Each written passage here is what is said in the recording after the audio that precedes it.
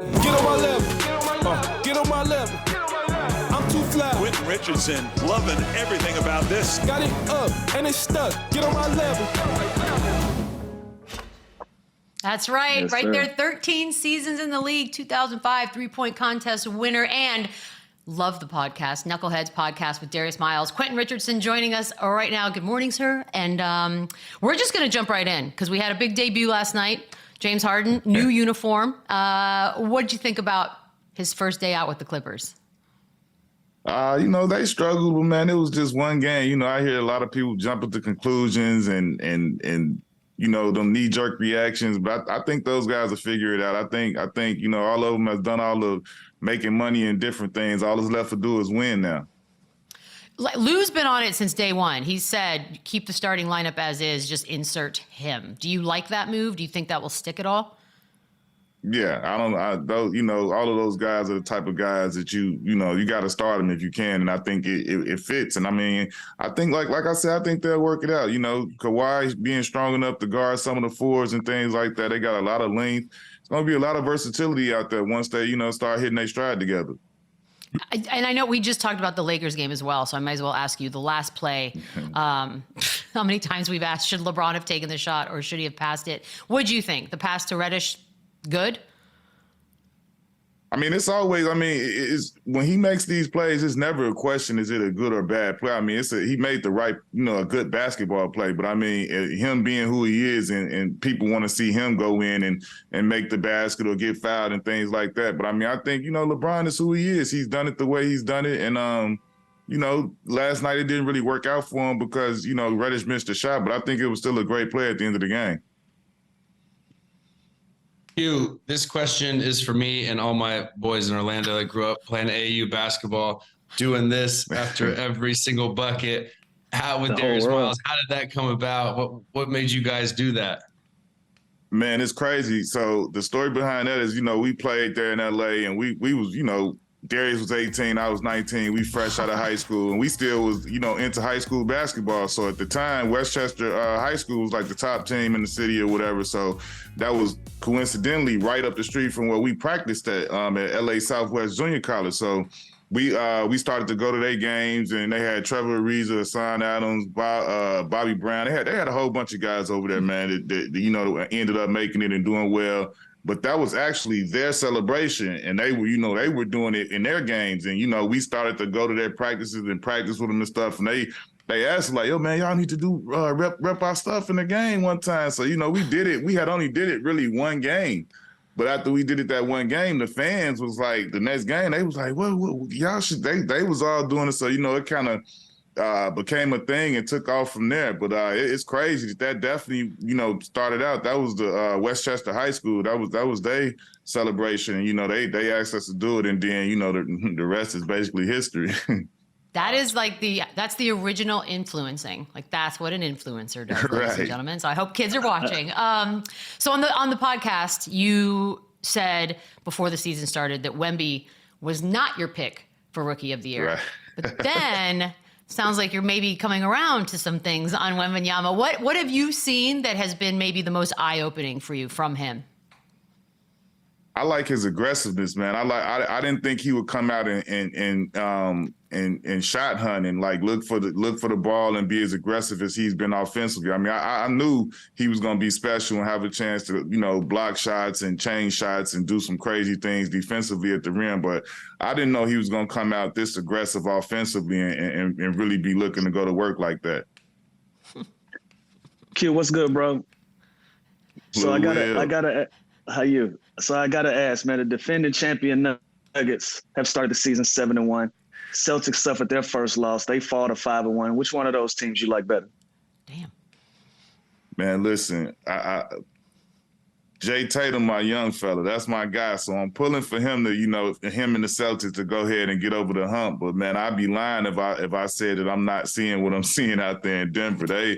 They are back and they ready to defend their title, and I feel like they haven't missed a beat. I feel like Coach Michael Malone, like he said, he's gotten them in the mind space where last year is over with. They not having some hangover like some teams have when they come back and start slow. He got them right out the gates. They hitting on all cylinders. So I mean, you gotta respect them until they give you some reason not to. So, I mean, right now, Denver is still my favorite, but I mean, I'm definitely pulling hard for the Celtics. You know, the West is interesting. We expect big things from the Suns. We haven't gotten their big three yet. We haven't been able to see that. But if you have a game on the line and you got to pick KD or Booker, which one gets the ball? KD. Every it's time. It's not even a real question. I mean, he's done it enough times in the biggest moments, on the biggest stages, finals, everything else. He's proven it. So I would say KD. Hugh, you played one season for Coach Spo in his second year of coaching. Ooh. Did you see what he was going to become? Did you knew he could possibly become one of the best coaches in the NBA? I felt he was one of the best coaches I had played for at that time. And I played for some great coaches. You know what I'm saying? I played for Coach Larry Brown, you know, Coach D'Antoni, Coach Gentry, a lot of guys that was great coaches. I felt like me and Spo got a crazy relationship because I feel like I played with them for like 5 years, but I only played with them the one season. And, you know, obviously we hit it off. I had a chance to join the staff, but I was doing other things and couldn't do that. But yeah, man, I think I respected about Spo was that even in his second year, he didn't back down. He didn't care who you were.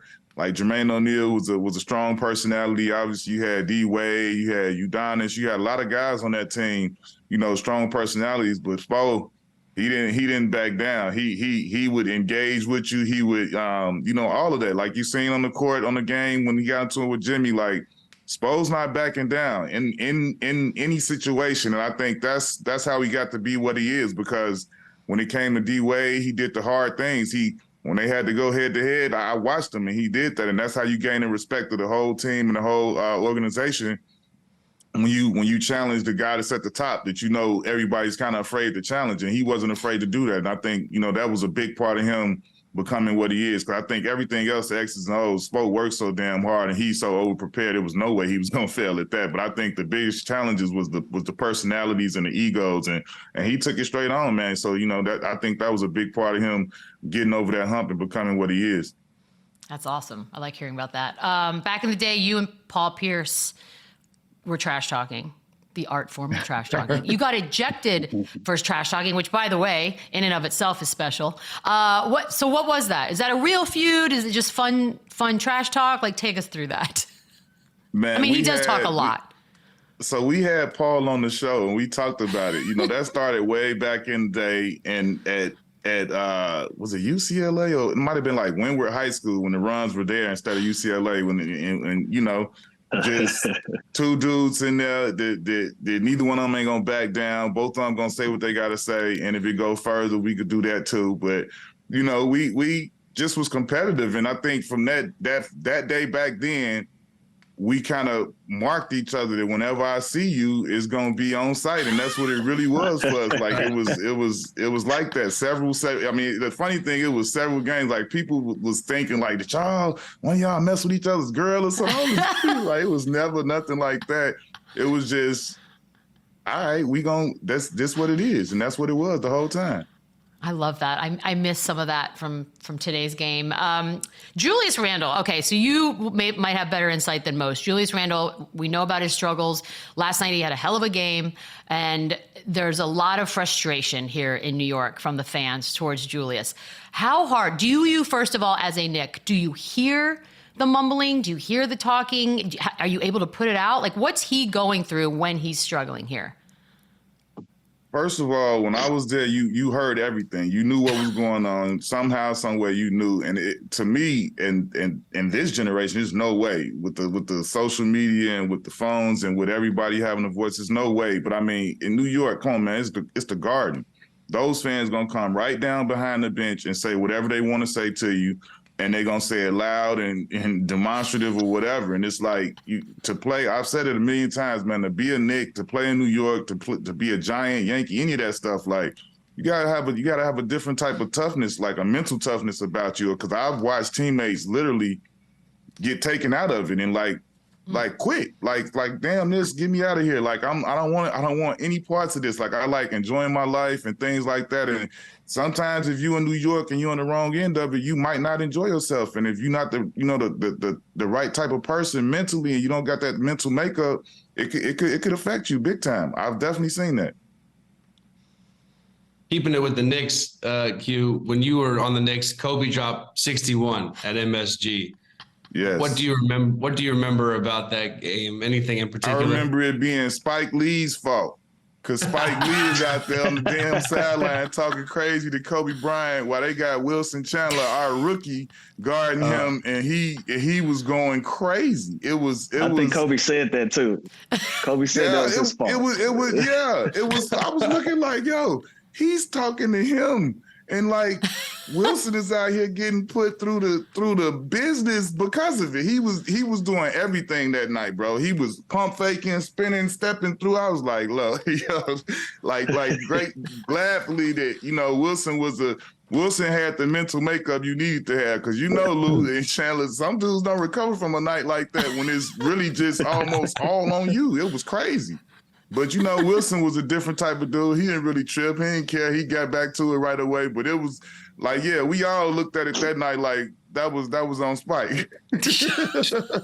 I mean, you played him a bunch in your career, as did I. I never had a slope. What was your game plan going against? What's the scouting report on Kobe? Man, for me, whenever I played him, I'm going to try and be physical and everything and try and use that type of stuff against him. It wasn't really like, man, you know how it was with Kobe, though. When he made up his mind that he was going to go crazy, it wasn't nothing nobody could do. That was it. Like, you had to, make things as difficult as possible, and then, hope he having some type of off nights, which didn't happen as, often at all. But I mean, that was definitely, we doubling, we doing different things, but ultimately you just want to try and make everything as difficult as possible for him, knowing that he still could get 30, 40 with it being, your best effort and all of that stuff. Yesterday, we were talking a little bit about the in-season tournament, because it started on Friday. Most of us are still a little bit confused, but we do understand money. And Lou was right in saying that $500,000 is incentive. I don't care who you are. Yeah. Do you agree? I mean, it's $500,000. Like, who cares, right? It's the in-season tournament. Is that good enough to make you try a little harder? Absolutely. I think absolutely. I mean, people would be lying if they say they don't. I think some of the dudes with the biggest contracts still looking at that $500,000 like, yeah, we need that.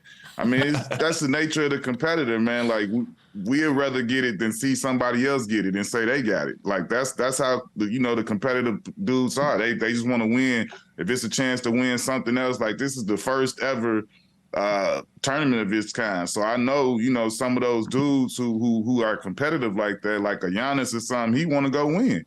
Like, I don't know nobody that's at this level that there's a championship out there. They just gonna say they don't care. Nah, that's not true. They want to go win it and be known as that champion or whatever. And if it's an MVP or something to be won there, they want to win that too. That's why we here. Absolutely.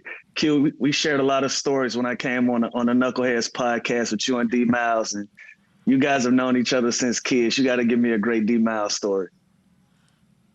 Oh, bruh. I give you a D Miles, man. It's too many. I give you the best story I could give you about D Miles is when I first met him, right? So D Miles came and played. He's from East St. Louis. I'm from Chicago. But he came and played AAU with us, the Illinois Warriors, because Larry Butler was our coach. So he came to us when he was in, I want to say, 8th grade.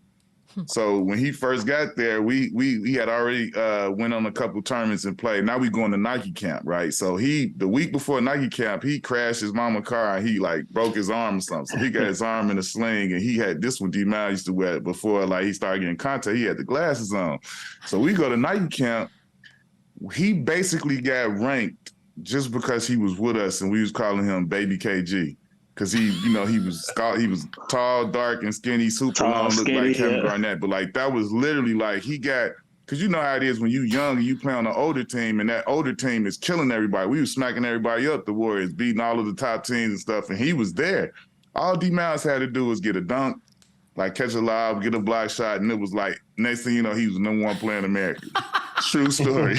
and obviously, he took to form like by playing with us. Like once we went on, like he took over. Like next time I come see him, he getting quadruple doubles, like all of that with blocks, rebound. Like he was going crazy. Like when you go see him in high school, it was legit a one-man show. He out there 6'9" and nobody else bigger than 6'4", and he played 1 through 5 doing everything. It was crazy. Okay, so pranks. Either you've been a part of one or you witnessed one. What is the best one that you can remember? Oh man. So when I was with the Knicks, we had Nate Robinson. We had Nate Robinson, Eddie Curry, Jared Jeffries, and Matt Barnes. These dudes were children. Literally were children. Like it was, like, you know, at this time we had to wear suits to everything that we did. We had to wear a full-fledged suit.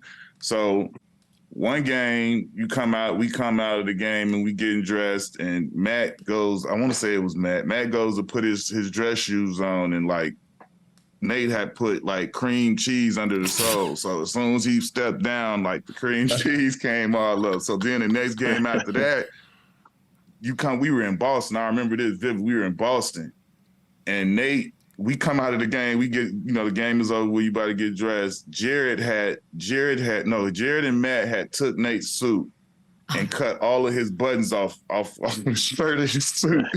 And then they like twisted it and tie. You know how you get the ice wrap when you get the little wrap go around the ice bags? They had took his suit and like twisted it and wrapped it all the way up in the whole thing. Then when he unraveled it, you notice he ain't have no buttons to button anything up. But the worst one of them all was when Nate literally, this is the extent, how the lengths that Nate would go to do a prank. He was late for the plane.